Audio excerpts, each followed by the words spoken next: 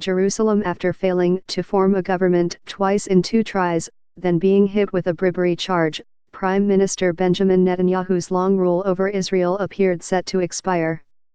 But in his first real test since his indictment last month in 3 corruption cases, Mr. Netanyahu crushed a lone rival Thursday for the leadership of his conservative Likud party and, like a political phoenix, rose to fight another day. "I received a renewed and huge mandate from the Likud yesterday," he said in a victory speech on Friday, hours after the final tally was in. "The future is in our hands." With his landslide victory in the Likud party primary election, Mr. Netanyahu, Israel's longest-serving prime minister and a famed political survivor, has reasserted his grip over the party in spite of his legal troubles, fired up his base and reinvigorated his campaign ahead of the next general election in early March. The election will be the third in a year, an unprecedented situation as a deeply polarized Israel struggles to form a government after inconclusive elections in April and September.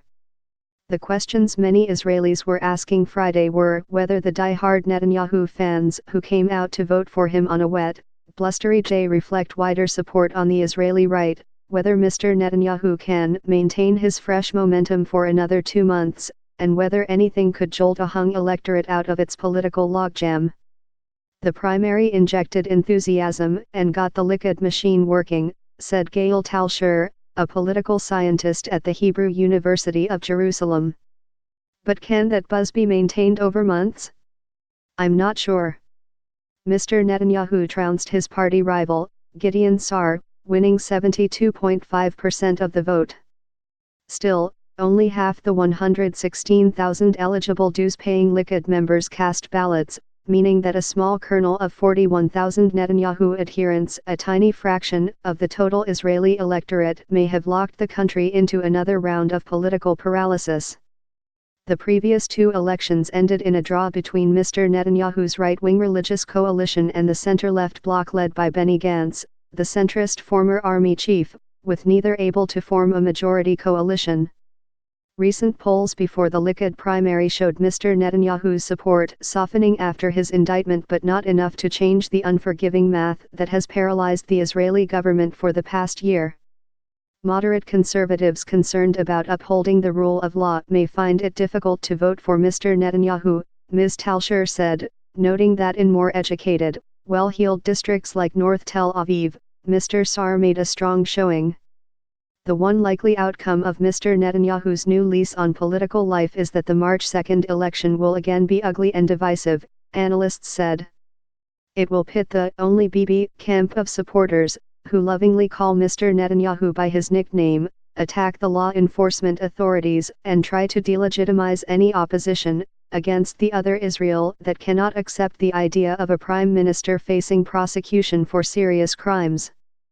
Mr. Gantz, the leader of the centrist Blue and White Party, made it clear on Friday that he will once again run as the Not Bibi candidate.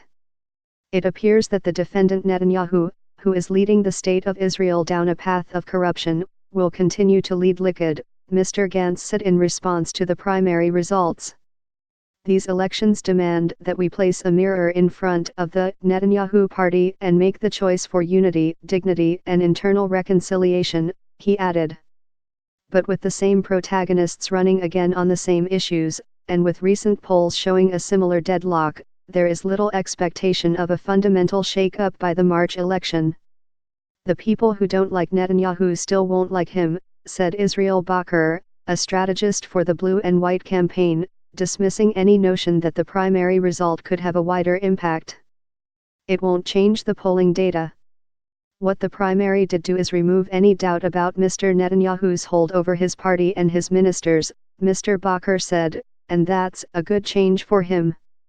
While Mr. Netanyahu focuses on his legal issues, he added, Mr. Gantz will focus on values.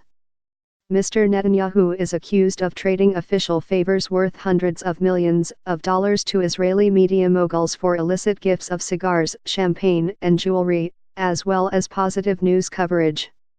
He has denied any wrongdoing, casting himself as the victim of a witch hunt by a left-wing elite that he says dominates the news media and has pressed the law enforcement authorities to pursue criminal investigations against him. For his loyalists, the primary triumph clears a possible path ahead for Mr. Netanyahu. Miki Zohar, Likud chief whip in parliament, said on television that the result is basically telling Mr. Netanyahu that his Likud voters want him to request parliamentary immunity from prosecution.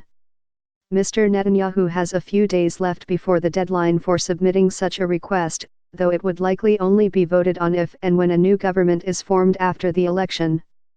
Approval would depend on Mr. Netanyahu's being able to muster a majority of 61 in the 120-seat parliament. That will mean getting out every last Likud and right-wing voter. In Jerusalem's bustling Mahane Yehuda market, an old Likud bastion, some of the vendors reverently display fading portraits of Likud's founder, Menachem Begin, a stickler for the rule of law, in their shops. One of them, Avraham Levy, 69, who voted for Mr. Netanyahu in the primary, said it was not easy to find someone like him in our generation as he sold fruit on Friday. He dismissed the charges against Mr. Netanyahu, saying, "It's not bribery in my eyes so long as he didn't take money." Crediting the Prime Minister with the country's strong economy and security, he said, "You don't exchange a horse for a donkey. We have a good horse."